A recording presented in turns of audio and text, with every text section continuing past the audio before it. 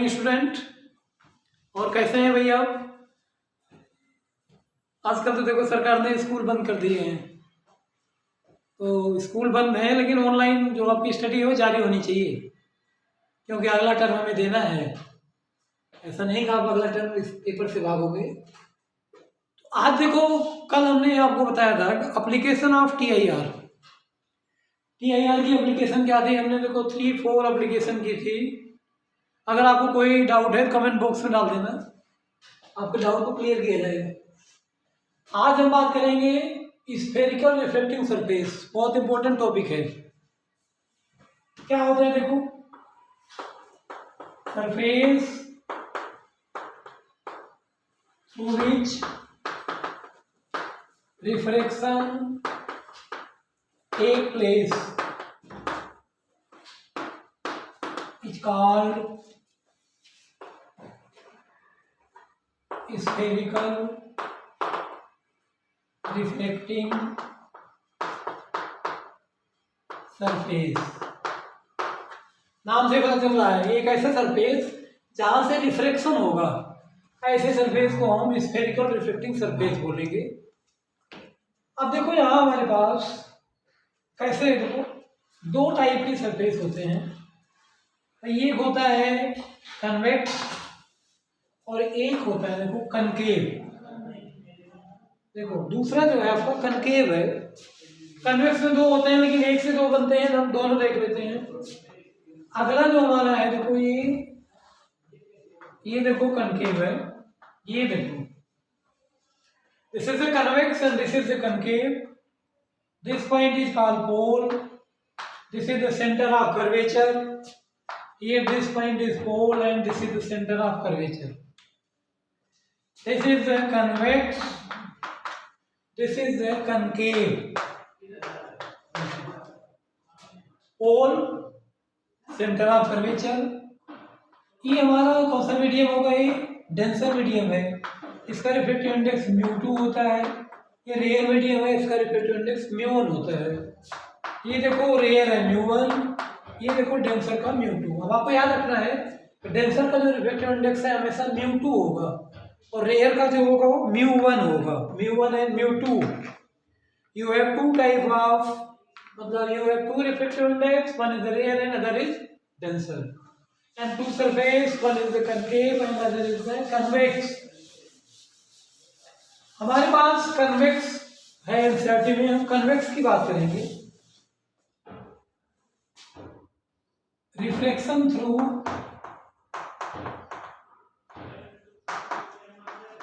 देखो, reflection through convex surface, convex surface से reflection होगा। पहला point, when object lies in rare medium. देखो ऑब्जेक्ट जो आपका रेयर मीडियम होगा and image formed in denser medium.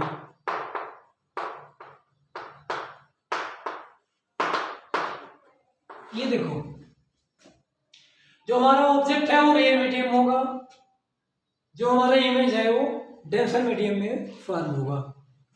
तो देखो कन्वेक्स की बात कर लेते हैं एक बार, जरा आप डायग्राम की बात कर लो। अब डायग्राम बना भी लेना, पहले एक बार समझो।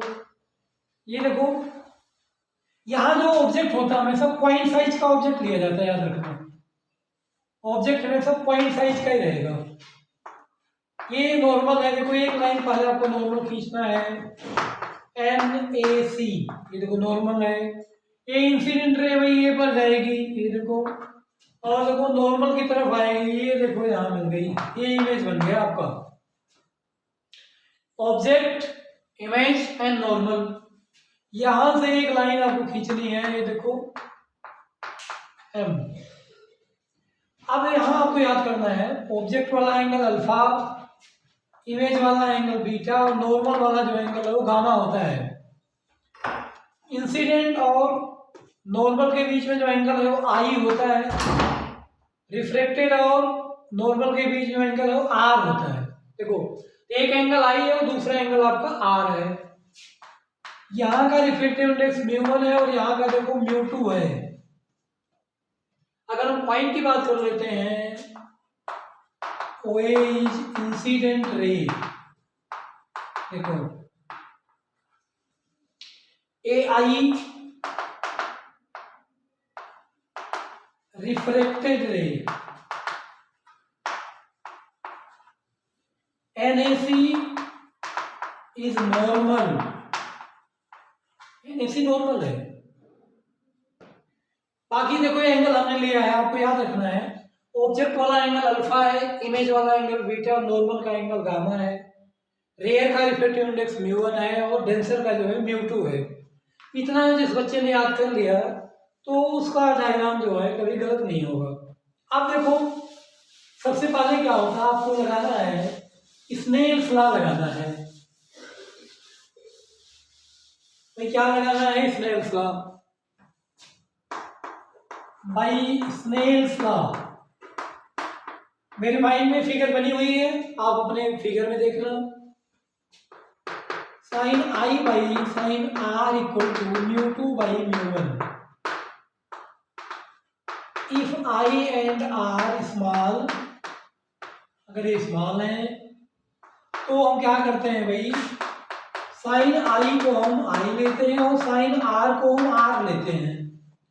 तो क्या मिला आपको? I by R equal to μ2 by μ1, μ1 I equal to μ2 R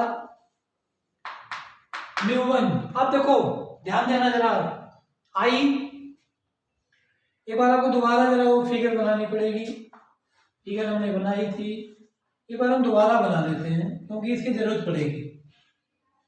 भाई ये पहले नॉर्मल हो गया, ये देखो इंसिडेंट रे हो गई, ये देखो ये आपकी रिफ्लेक्टेड रे हो गई, ये देखो P M C, यहाँ देखो यहाँ हमारे पास था I, इधर देखो क्या पॉइंट था हमारे पास, यहाँ था O, यहाँ था हमारे पास A, यहाँ देखो N, ये देखो अल्फा गामा बीटा, ये देखो I था, ये देखो R है। अब आप अगर देखोगे इसको इक्वेशन नंबर 1 डाल देते हैं। अब वहां से देखो जरा exterior angle in triangle OAC, in triangle OAC, सामने ट्रायंगल है OAC, I equal to alpha plus gamma, ये देखो I equal to alpha plus gamma. दूसरा देखो in triangle ACI, in triangle ACI, gamma equal to R plus beta, gamma minus beta equal to R। देखो अब इनको उठा करके हमें फर्स्ट में रखना है, I और R की जो वैल्यूज हैं आपको उसको फर्स्ट में रखना है, ये आपको याद रखना होगा। इक्वेशन 1 में रखना है, क्या था हमारा इक्वेशन 1, μ1 I देखो alpha plus gamma equal to μ2, μ2 देखो गामा माइनस बीटा, ये देखो। अब देखो if alpha beta gamma are small, देखो अगर स्मॉल होते हैं तो आपको यहाँ पर tan लगाना है, tan alpha tan gamma minus tan beta, ये देखो। अब tan अल्फा की वैल्यू आपको ट्रायंगल में देखना है, AM by OM, μ1 AM by OM plus AM by MC,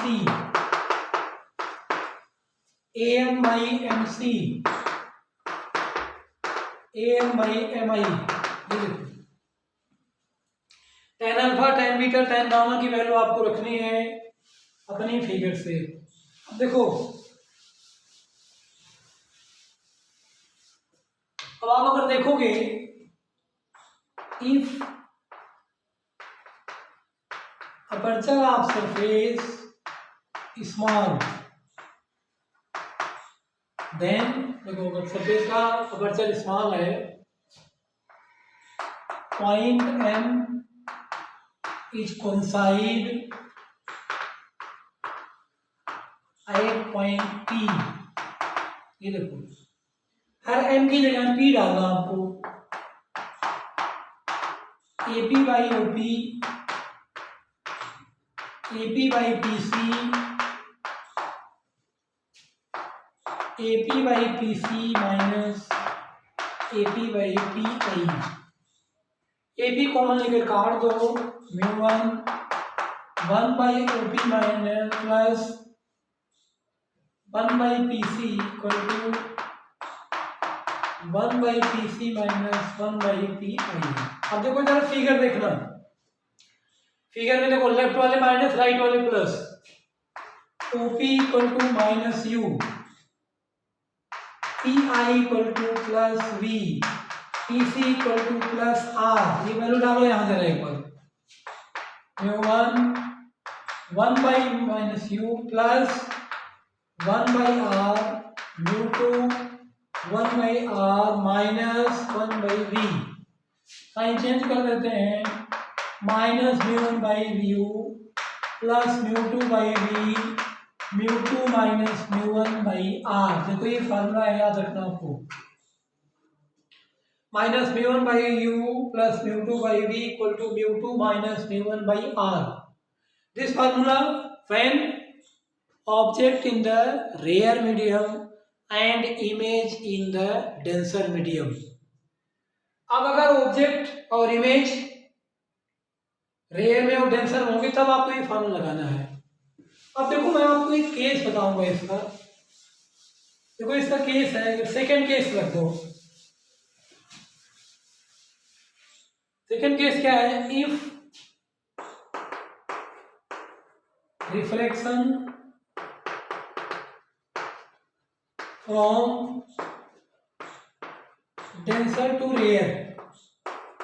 ये देखो अगर आपका रिफ्लेक्शन डेंसर से रेयर में होगा तो म्यू वन और म्यू टू को उल्टा कर देना, minus mu two by you plus mu one by V equal to mu one minus mu two by R.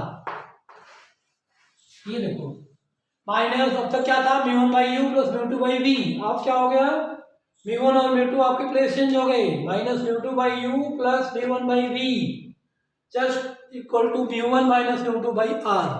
अब हम इन दोनों फार्मूलों का यूज करके एक बहुत इंपॉर्टेंट चीज निकालेंगे जिसको बोलते हैं लेंस मेकर फार्मूला। जिस बच्चे ने लेंस मेकर फार्मूला नहीं पढ़ा हो तो उसमें कुछ भी नहीं पढ़ा है, इसलिए आपको बहुत ध्यान से सुनना है। लेंस मेकर फार्मूला, देखो लेंस मेकर क्यों बोलते हैं इसको, रीजन है जब हम लेंस को बनाते हैं तो इस फार्मूले की जरूरत पड़ेगी। लेंस के बनाने में भाई क्या होता है, रिफ्रैक्टिव इंडेक्स की जरूरत पड़ेगी, फोकल लेंथ की पड़ती है, और ये फार्मूला क्या है, तीनों को अपने पास रखता है, फोकल लेंथ को भी, रिफ्रैक्टिव इंडेक्स को, रेडियस ऑफ कर्वेचर को, इसलिए इसको लेंस मेकर बोलते हैं। हमारे पास दो सरफेस हैं, XP1y और XP2y। ये देखो एक यहाँ ऑब्जेक्ट है, ये देखो यहाँ जाकर ये रहा। अब यहाँ एक नॉर्मल है, देखो जरा ये देखो N1 C1। अब रेयर से डेंसर नॉर्मल की तरफ गई, ये देखो ये आई नॉर्मल की तरफ, फिर यहाँ एक नॉर्मल है देखो ये C2। अब देखो डेंसर से रेयर नॉर्मल से दूर जाएगी और यहाँ मिल जाएगी, ये देखो। और अगर इसको आगे तक ले लेते हैं, ये देखो ये आई डैश पर मिली है, ओ यहाँ, ए यहाँ, बी। तो भाई क्या देखो ये पूरा यू है, ये पूरा देखो वी डैश है, ये पूरा, ये यहाँ तक वी है, ये ओ है, ये वाला हमारा R1 है, और ये देखो C2 जहाँ था ये यहाँ तक R2 है। ये देखो N1 एंड N2 ये दोनों नॉर्मल है, ये देखो ये देखो। वो is the point object OA is the incident ray to denser towards normal, again denser to rare away from normal, यहाँ आकर मिल जाएगी। अगर ये देखो ये सेकंड सरफेस नहीं होता तो ये रे जाकर के यहाँ मिलती, इसलिए हमने यहाँ आई डैश बनाया है। अब हमें एक रिलेशन निकालना है लेंस मेकर का फार्मूले का। तो देखो लेंस मेकर क्यों बोला गया, जब हम लेंस बनाते हैं तो फोकल लेंथ की जरूरत पड़ेगी, रिफ्रैक्टिव इंडेक्स की पड़ेगी, और ये फार्मूला फोकल लेंथ और रिफ्रैक्टिव इंडेक्स को अपने पास रखता है, इसलिए इसका नाम लेंस मेकर पड़ा है। चलो आ जाते हो, फिगर आपकी नोट हो गई होगी, U, V dash, V, R1 and R2। पहले सरफेस का सेंटर देखो इधर C1 है इसलिए R1 इधर है, दूसरे का C2 देखो इधर है इसलिए R2 इधर है। अब देखो सीधा आ जाओ, डायरेक्ट लेते हैं, दो इक्वेशन बनाकर हमें ऐड करना है। For surface XP1Y O is object and I dash is image,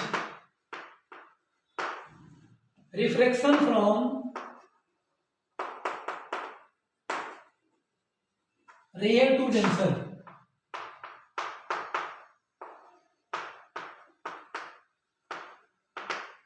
ये देखो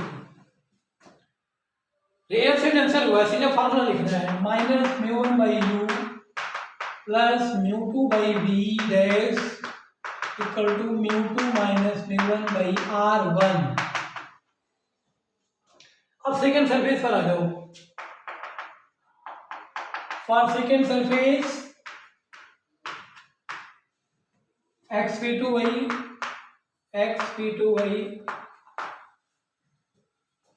I dash is virtual object and I is real image,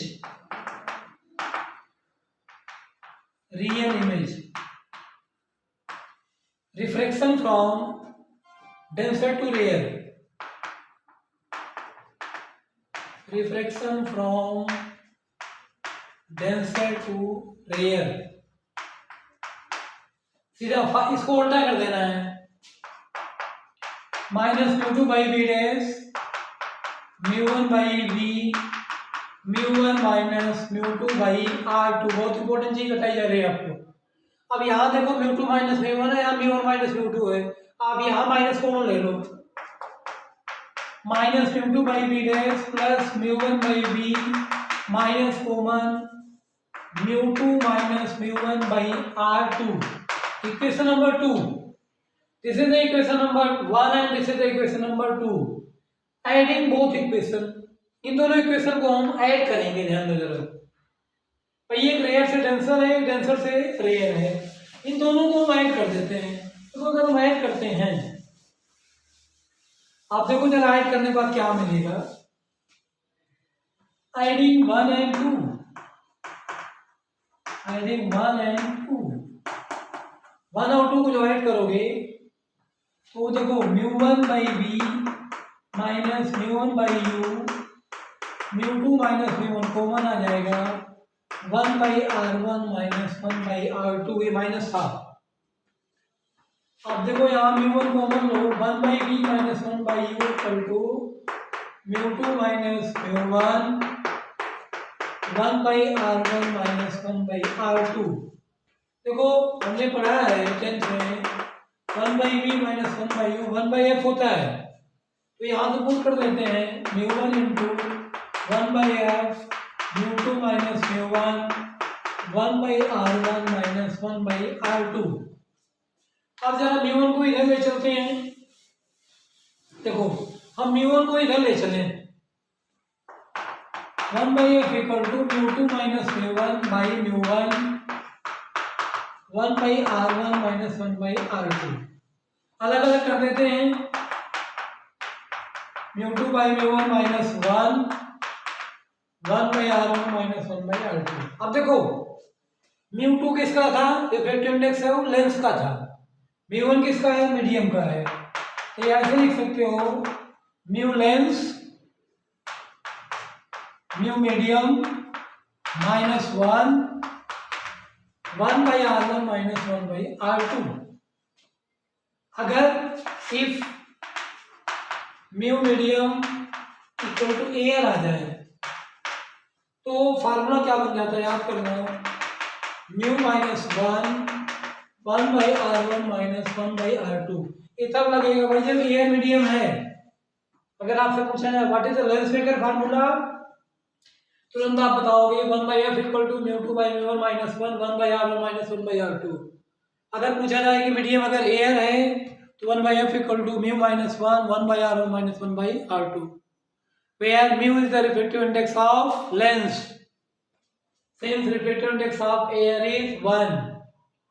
तो देखो हमने लेंस मेकर पढ़ा, लेंस मेकर क्यों बोलते हैं ये पढ़ लिया हमने, क्योंकि लेंस के बनाने में म्यू आर और एफ की जरूरत पड़ेगी और this formula combine the three quantity. आप थोड़ा हम देख के बताएंगे आपको। साइन कन्वेंशन बहुत इंपॉर्टेंट पॉइंट है न्यूमेरिकल के लिए। देखो साइन कन्वेंशन, ये देखो C1 यहाँ होगा, C2 यहाँ होगा, R1 पॉजिटिव और R2 निगेटिव, याद रखना है। इधर R1 निगेटिव और R2 पॉजिटिव, याद रखना, उल्टा है। इसका सेंटर यहाँ होगा, इसका सेंटर यहाँ है, राइट वाला प्लस होता है। तो साइन जब कनकेव की बात करेंगे, कन्वेक्स की बात करेंगे तो R1 प्लस होगा, राइट में है, R2 माइनस होगा क्योंकि लेफ्ट में है।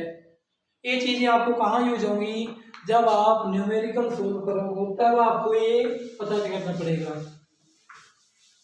अब आपको हम समझाएंगे एक लेंस को कट कैसे करते हैं, बड़ा इंपॉर्टेंट टॉपिक है हमारा, कटिंग ऑफ लेंस। पहला पॉइंट डालो, हॉरिजॉन्टल कटिंग। हॉरिजॉन्टल कटिंग देखो, in horizontal cutting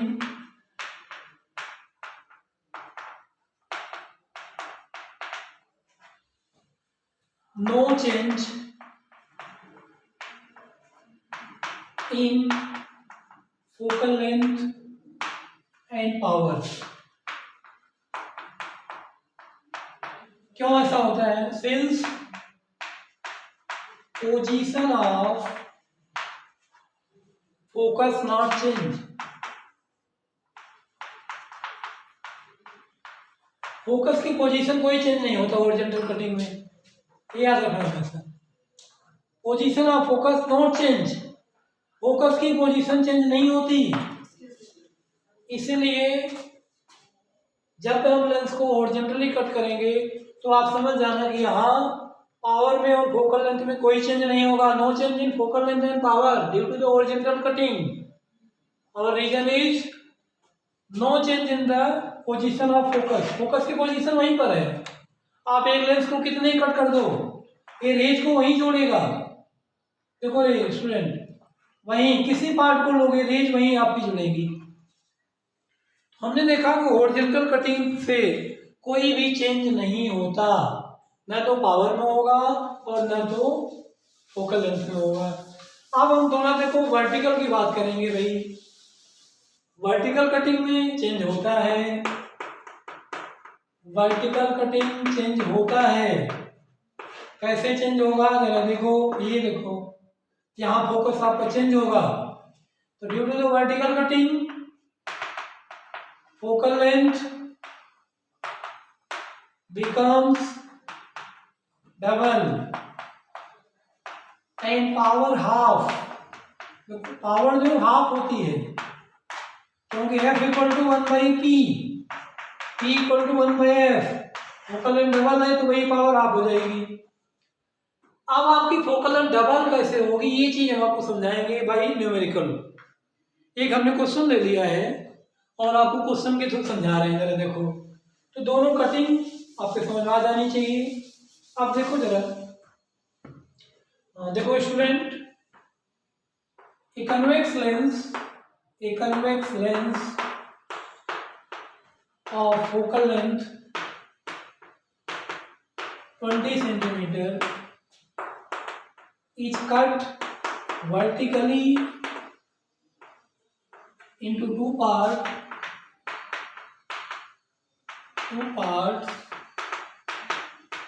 What is focal length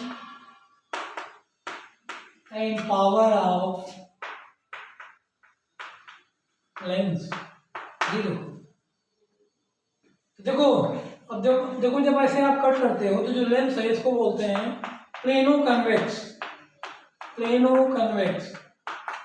तो चलो पहले शुरू करते हैं। भाई सिमेट्रिक लेंस है, R1 प्लस आर होगा और R2 माइनस आर होगा। अगर फोकल लेंथ है तो देखो mu minus one by R plus one by R. Focal length कितनी दी गई 20, 1/20 equal to mu minus 1 into 2/r। देखो आर की वैल्यू निकाल लेते हैं 40 म्यू माइनस 1, क्वेश्चन नंबर 1। अब प्लेनो कन्वेक्स में आ जाते हैं। R1 तो प्लस आर होगा लेकिन R2 जो है इन्फिनिटी होता है। ध्यान दो, प्लेन सरफेस की रेडियस इनफाइनाइट, प्लेन की रेडियस इनफाइनाइट।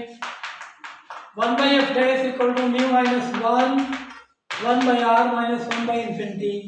1/इंफिनिटी क्या होता है? देखो 0, 1/इंफिनिटी 0 है। वैल्यू डालते हैं, ये देखो म्यू माइनस 1 इंटू आर की वैल्यू डाल देते हैं। देखो यहाँ से क्या मिले आर की वैल्यू?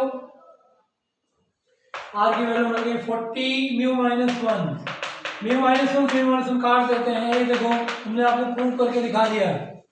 ये फोकल लेंथ है वो 40 हो गई। पहले कितनी थी? 20 थी। It means focal length double and power half. देखो आज यहाँ तक हमने क्या पढ़ा भाई? तीन चीजें पढ़ी हमने तीन चीजें पढ़ी हमने। क्या क्या पढ़ा हमने? तो लेंस मेकर पढ़ लिए, सरफेस पढ़ लिया हमने, और कटिंग ऑफ लेंस।